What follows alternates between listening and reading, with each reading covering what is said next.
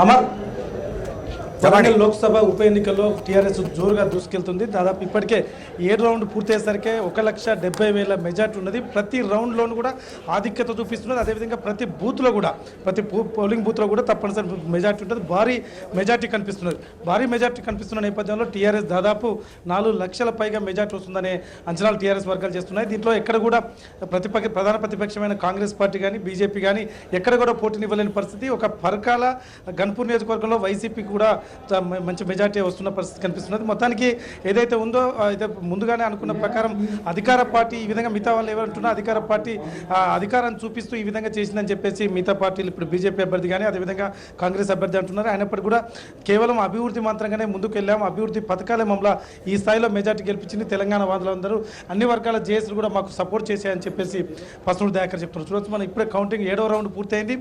అభ్యర్థులంతా కూడా టెన్షన్ కూడా విడిపోయిందని చెప్పొచ్చు. ఎందుకంటే మొత్తానికి వన్ సైడ్ ప్రతి రౌండ్లో కూడా టీఆర్ఎస్ ఆధిక్యత కనివీరి ఎరగని రీతిలో ఆధిక్యత వస్తుండటంతో మిగతా అభ్యర్థులు కానీ ఏజెంట్లు కానీ వెనుదిరిగి వెళ్ళిపోతున్న పరిస్థితి కనిపిస్తుంది. ఇప్పుడు 7వ రౌండ్ అఫీషియల్గా 7వ రౌండ్ పూర్తయింది కానీ అన్అఫీషియల్గా మనకు తెలిసిన వరకు 2,30,000 మెజార్టీ తోటి 10వ రౌండ్ ముగిసేసరికి 2,30,000 మెజార్టీ కనిపిస్తున్నట్టు చెప్తున్నారు. Okay, thank you Sridhar, thanks for the update.